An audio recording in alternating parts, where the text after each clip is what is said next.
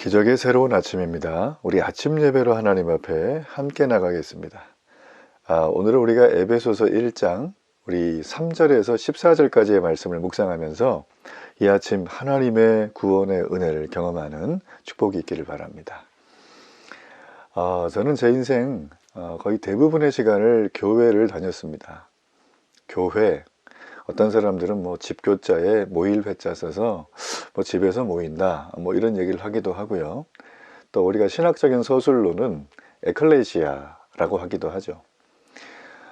교회에 대한 굉장히 다양한 이해와 또 자기 나름대로의 해석을 가지고 오늘날 수많은 사람들이 교회를 다니는 게 아닌가 하는 생각을 해요. 사실 우리가 주일에 예배를 드리러 간다, 예배를 보러 간다, 예배하러 간다, 사실 이 단어가 어떤 문장이 여러분 가장 성경적으로 맞을까요? 퉁쳐가지고 생각을 할 때 이 세 가지는 다 맞다. 일단 예배하러 간다, 하나님을 만난다, 거기에서 내 마음의 힘듦을 얘기한다, 하나님을 경배한다, 찬양한다, 다 포함되어 있는 소식이라고 할 수가 있죠. 제가 이 얘기를 왜 하냐면 이 에베소서만큼 하나님이 우리에 대한 넘치는 사랑을 우리에게 설명한 책은 참 드물다라는 생각이 듭니다. 그 넘치는 사랑을 오늘 이 에베소서는 우리에게 어떤 표현을 쓰고 있냐면 3절에 보면 이런 말이 있어요. 신령한 복, 이런 말이 있습니다. 신령한 복. 하늘에 속한 온갖 신령한 복. 세번역 성경은 또 이런 말을 하죠. 여러분, 신령한 복은 무엇이겠어요? 저는 교회를 사역하는 목회자입니다. 다양한 교회 토양에서 신앙생활 하는 분들을 만났고 남녀노소를 불문하고 이 하나님을 믿고 또 믿게 되는 과정, 또 믿을 때 그 모습, 믿은 이후에 그들의 삶, 변화되는 삶이겠죠. 그런 삶들을 나름대로 굉장히 좀 치열하게 고민하고 생각하고 그들을 살폈던 그런 모습이 있어요. 제일 중요한 이유는 바로 저 자신을 살피는 거였죠. 내가 지금 변하고 있는 이 모습이 정말 이 에베소서에서 말하고 있는 하나님의 넘치는 말로 다 담을 수 없는 그 사랑, 즉 신령한 복, 하늘에 속한 모든 신령한 복이 우리에게 주셨다 그랬거든요. 주실 거가 아니라 주셨다고 하셨어요. 우리가 이 받은 이 놀라운 복이 우리에게 왔다면 우리는 과연 이 지상의 나라를 살아가면서 어떤 삶의 모습으로 살아야 될 것이고, 그런 삶을 살아가야 되면 과연 어떤 과정과 결과를 통해서 우리에게 열매가 맺힐 것인가. 여러분, 우리는 이 부분에 대한 고민을 해봐야 합니다. 교회 안에는 보면 이 고침받은 10명의 문둥병자 중에 9명 정도의 모습을 보이는 분들이 굉장히 많아요. 예수님이 고쳐주셨어요. 이거는 하나님만이 하실 수 있는 일이었어요. 아무나 할 수 없는 그런 고침이었는데 그 10명 중에 9명은 고침받음에 기뻐서 자기 갈 길로 가버립니다. 그동안 만나지 못했던 가족을 만나러 간 사람도 있을 거고, 그동안 버려놓은 일들을 해결하러 간 사람도 있을 거고, 그동안 즐기지 못했던 것들을 위해서 즐기러 간 사람도 있겠죠. 참 안타까운 일이죠. 그 중에 한 명만 왔어요. 저는 그 비유가 참 많은 의미를 담고 있다고 생각을 합니다. 어떤 의미를 담고 있을까요? 오늘 에베소서는 짧은 6장밖에 안 되는 책이지만 여러분, 9명의 편에 서지 말고 1명의 편에 서라고 말해주고 있는 책이에요.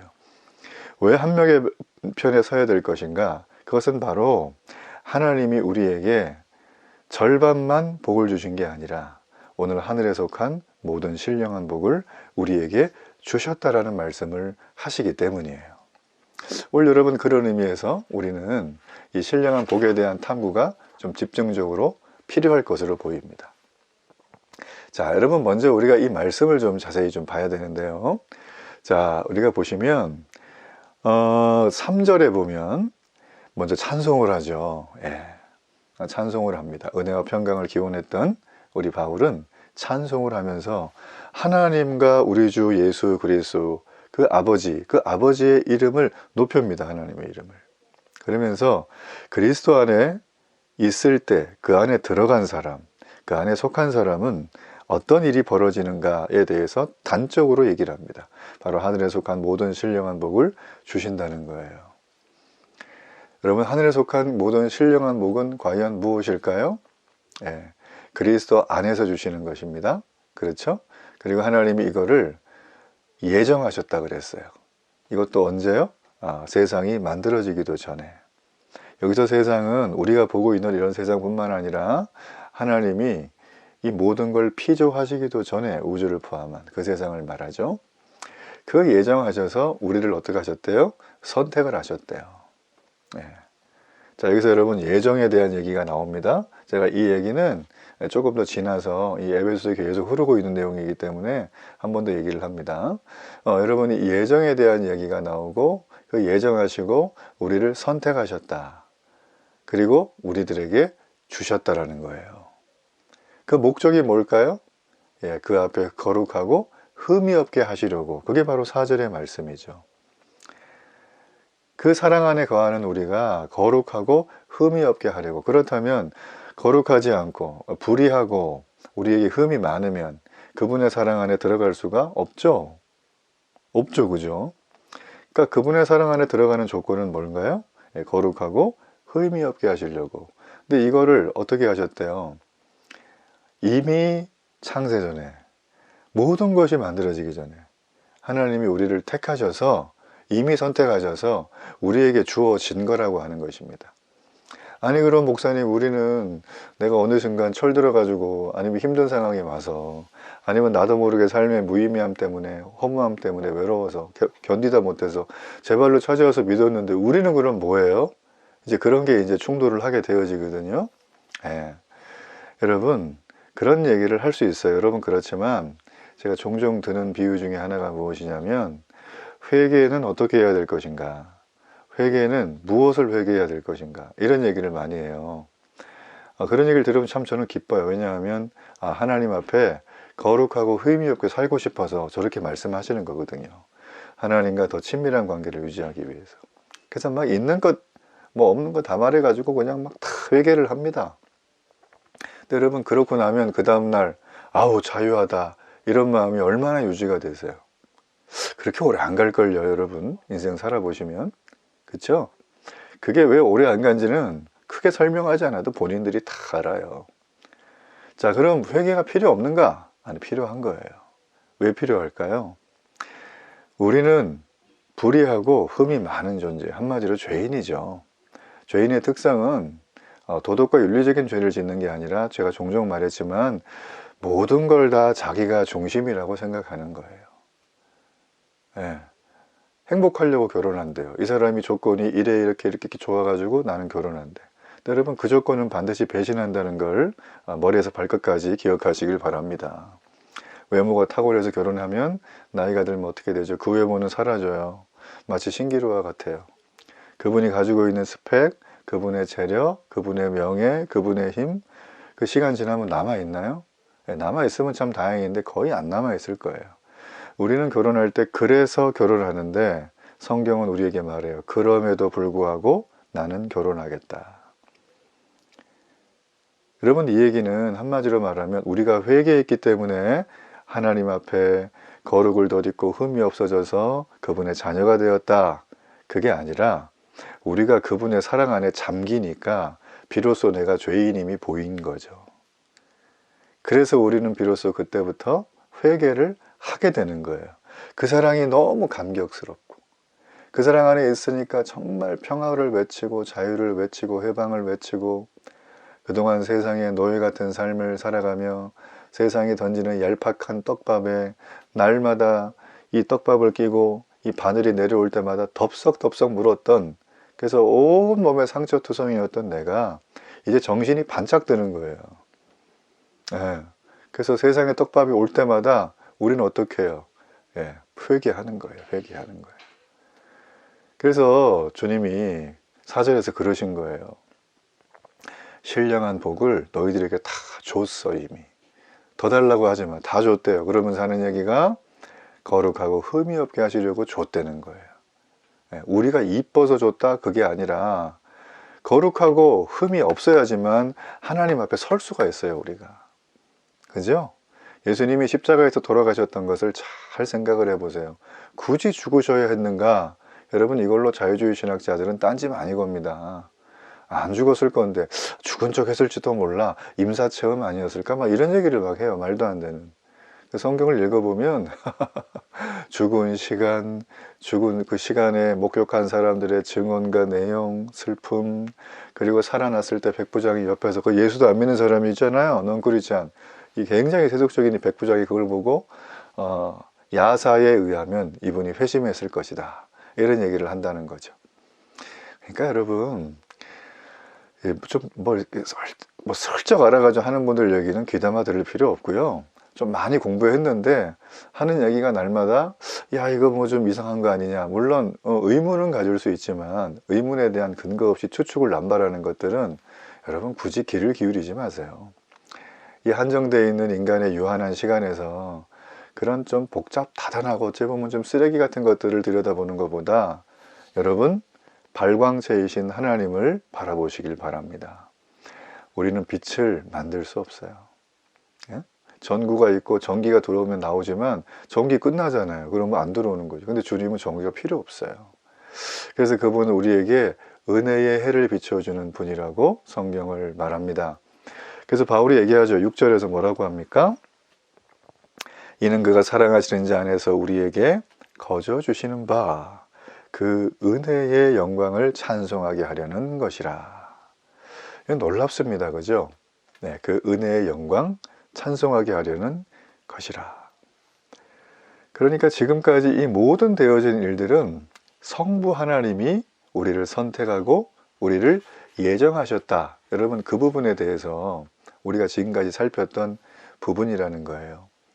그러니까 하나님이 주시는 복은 영적인 복이면서도 값을 매길 수 없는 은혜로 주신 복이에요. 이걸 신령한 복이다, 성경은 이렇게 표현해주고 있죠.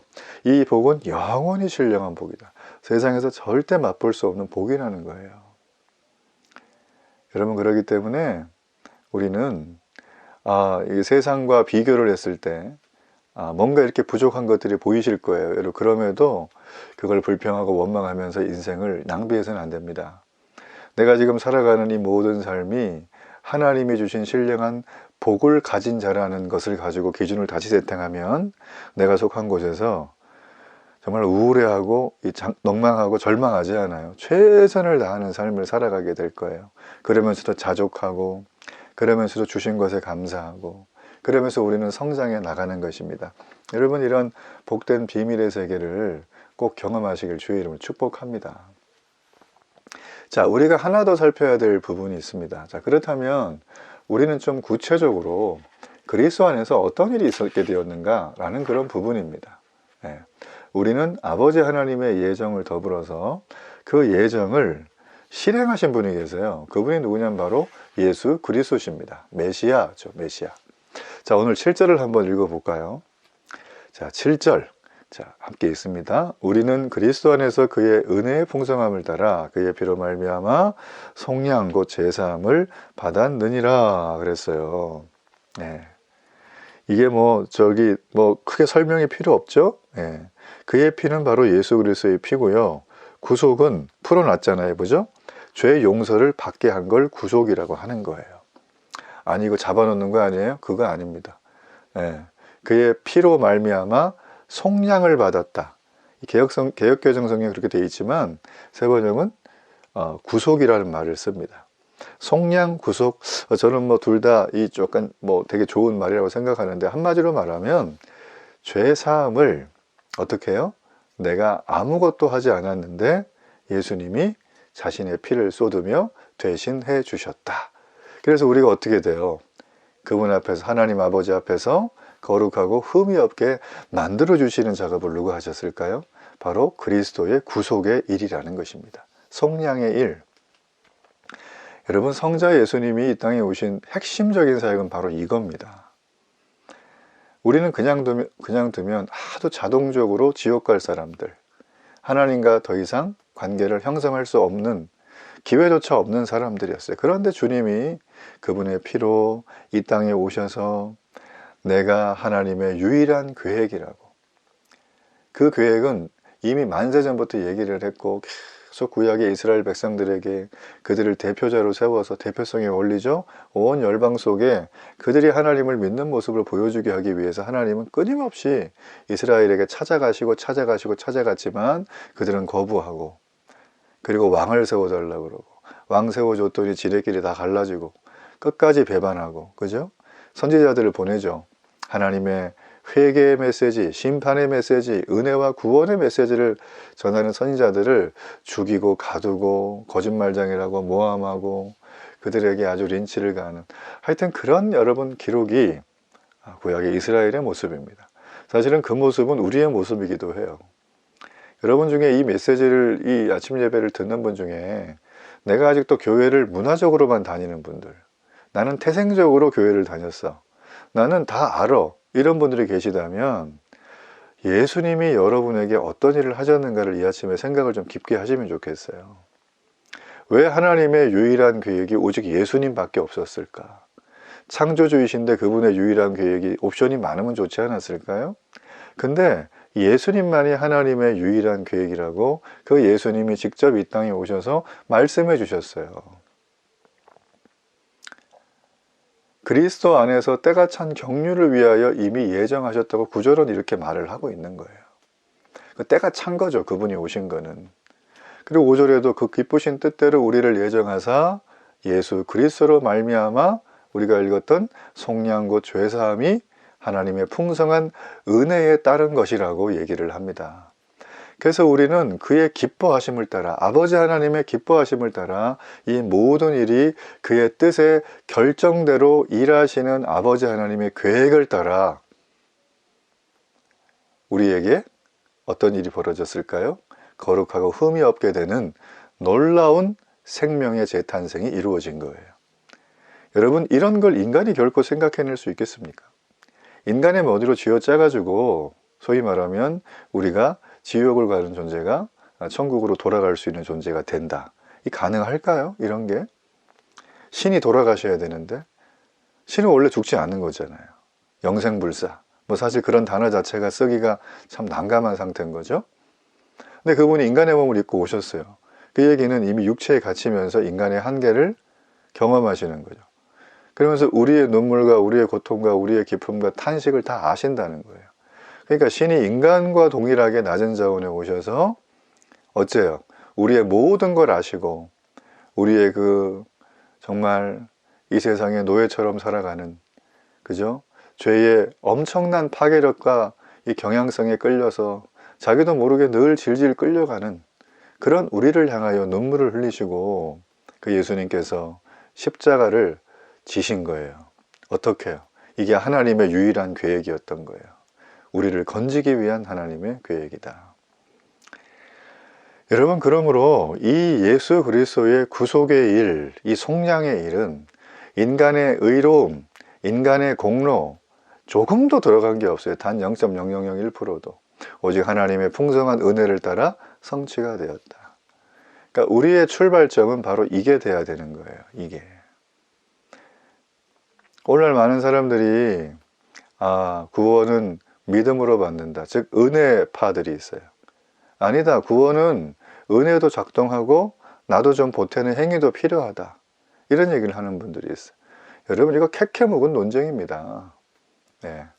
제가 아주 쉽게 말씀드리면 은혜파도 변질이 돼요. 시간이 지나면. 행위파도 변질이 됩니다. 그걸 어떻게 알 수 있을까요? 네, 예수님이 부활승천하시고 그 예수님의 목격자들이 쓴 이 성경, 신약성경, 이 신약성경을 살았던 사람들이 불과 200~300년이 지난 다음부터 지네 마음대로 해석하기 시작을 합니다. 교회 역사를 보면. 그리고 그들은 그 마음대로 해석한 역사를 따라서 교회사 역사 중에 암흑기, 말씀이 끊어진 시대, 그 중세 시대를 거치게 돼요. 그게 뭐냐면 그게 카톨릭이에요. 예. 그걸 기독교라고 합니다. 사실은. 예. 기독교의 범주 안에 카톨릭과 개신교가 나눠지고 얼서덕 처치라 그래서 정교회가 나눠지고 이렇게 되는 거죠. 우리는 기독교 그러면 그냥 개신교 이걸 그냥 통칭해서 묶는, 어떻게 보면 하나의 명사화가 됐는데 원래 용어는 원래 용어는 기독교 안에 천주교도 있고 개신교도 있고 정교회도 있는 거예요. 원래 용어는. 자, 중세의 암흑기를 그때는 개신교가 나타나기 전이죠. 보냈고 그 암흑기를 깨기 위해서 나온 게 뭘까요? 예, 그냥 천주교를 좀 새롭게 해보자 이런 마음으로 루터가 나오긴 했는데 이게 리폼 처치, 개혁신앙을 추구하는 공동체의 모임, 즉 개혁교회가 된 거예요. 그러니까 지금 대한민국에 있는 모든 교회들은 정상적인 교회를 말하는 겁니다. 천주교 빼고 개혁신앙을 추구하는 공동체에 모여 있는 거예요. 우리는. 그렇죠? 자, 그럼 개혁신앙이라는 건 뭐겠어요? 많은 학자들이 좋은 얘기를 합니다. 근데 여러분, 개혁신앙은 그냥 복음이 삶이 되는 거예요. 복음이 내 안에 들어왔는데 죄가 남아있을 수 있어요? 발붙일 수가 없을 거예요. 주님의 품에 들어가면 그때부터 내가 죄인인 게 보인다 그랬잖아요. 그럼 회개가 저절로 되는 거거든요. 그 회개는 누가 시켜서 되는 게 아니에요, 사실은. 그건 지적질밖에 안 되는 거죠. 내가 정말 주님과 관계가 깨어 있으면 지적받기 전에 알아서 토해내요. 알아서 토해내는 거예요. 여러분, 강적 중독에 걸려서 어려워하는 우리 현대 크리스찬들, 특별히 젊은 분들, 하나님의 품에 들어가시길 바랍니다. 여러분, 쥐어짜지 마세요. 쥐어짜지 마세요. 하나님의 품에 날마다 거하는 게, 그게 뭐냐면 성령의 검, 이 뭐예요? 말씀이죠. 성경이죠. 이걸 읽어야 되는 거예요. 그리고 교회에서 하는 게 있으면 시간을 내서 그 스터디 모임에 참석하세요. 참석을. 아니, 그거 안 하고 무슨 수로 말씀의 검을 드실 거예요, 여러분이? 이 바쁜 세상에? 뭐 세상에 속하지도 못하고, 그렇다고 교회에서 온전히 그리스도 앞에 헌신도 못하고, 그 어정쩡하게 살아가면은 아무런 답이 없어요. 이걸 좋아하고 기뻐하는 건 누굴까요? 사탄 마귀만 좋아하는 거예요. 우리가 힘을 전혀 못 쓰거든요. 말이 약간 옆으로 샜지만 아무튼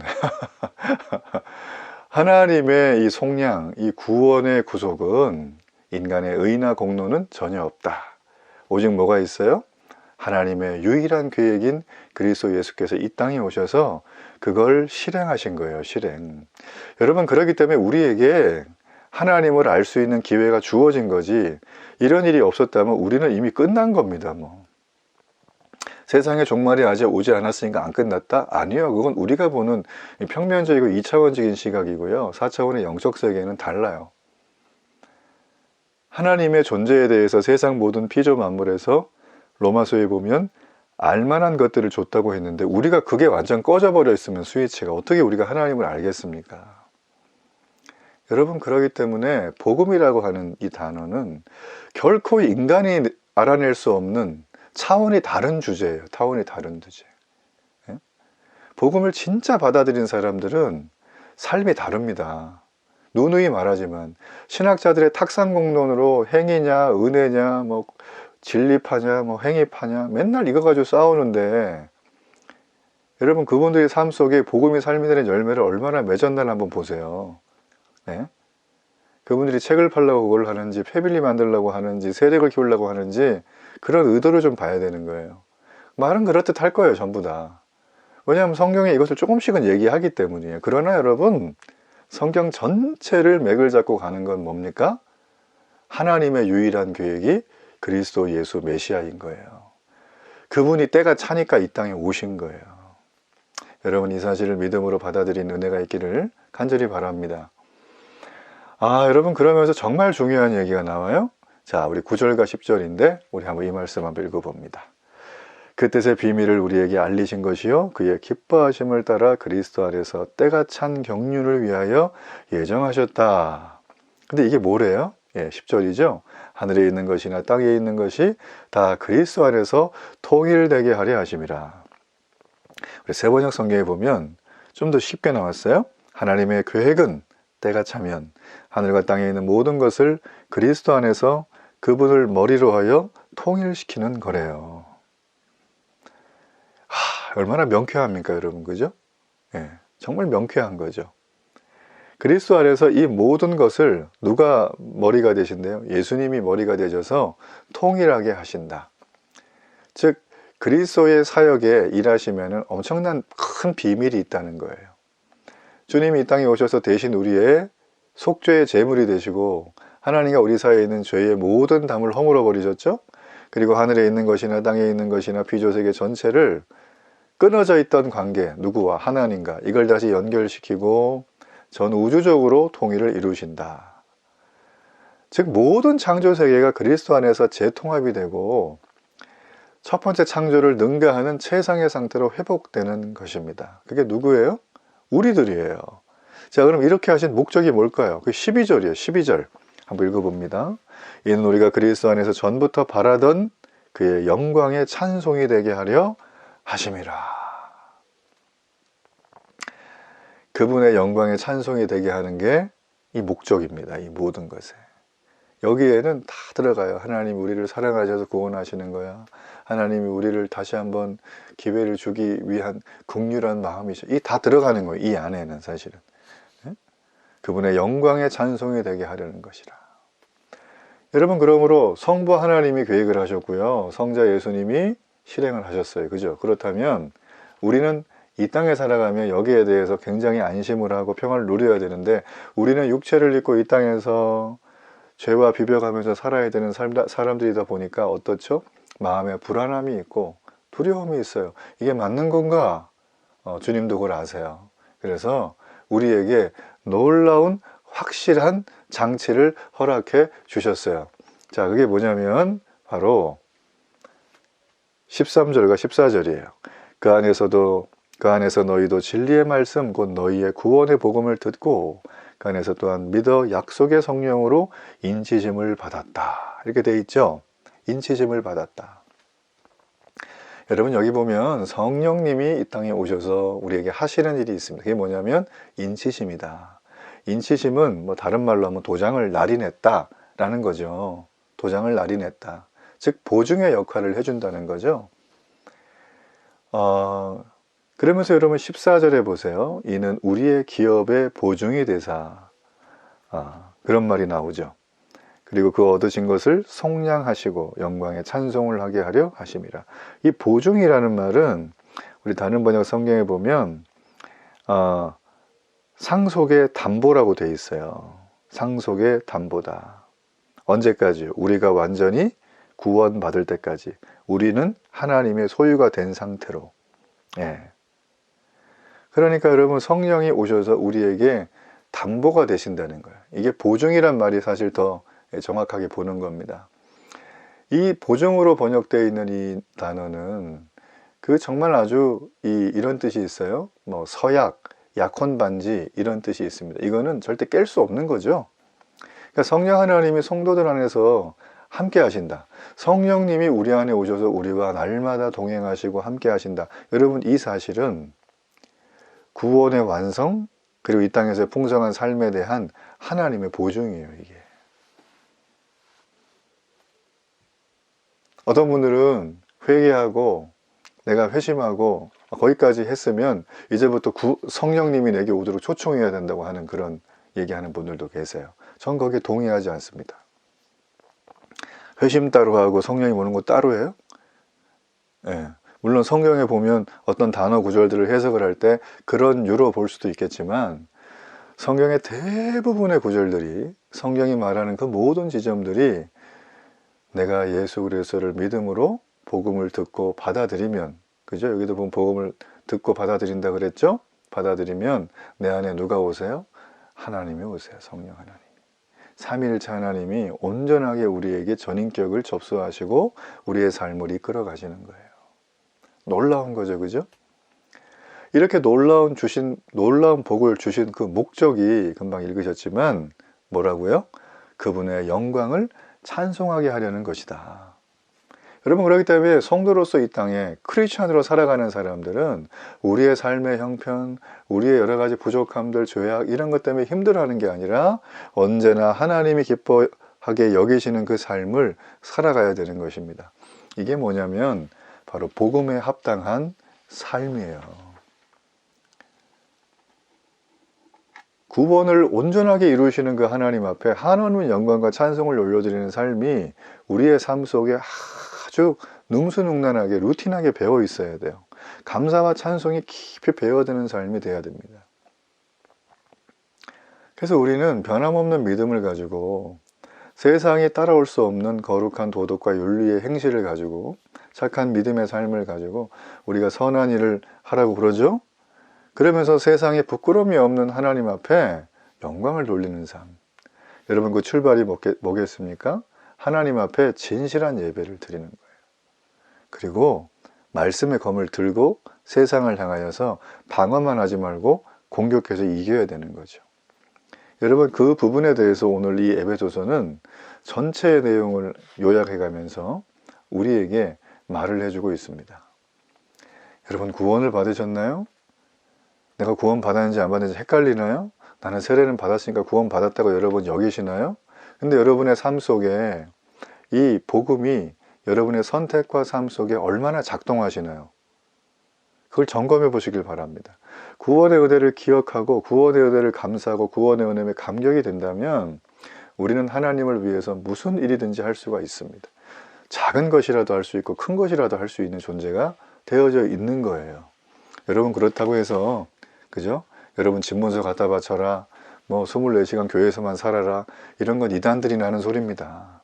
정상적인 교회는 그런 얘기 안 합니다. 왜냐하면 우리는 모두가 다 하나님의 소유지 한 개인을 위한, 한 조직을 위한 어떤 수단의 대상이 아니라는 거예요. 여러분 그렇기 때문에 오늘 예수님의 죽음에 대해서 다시 한번 생각해 보십시오.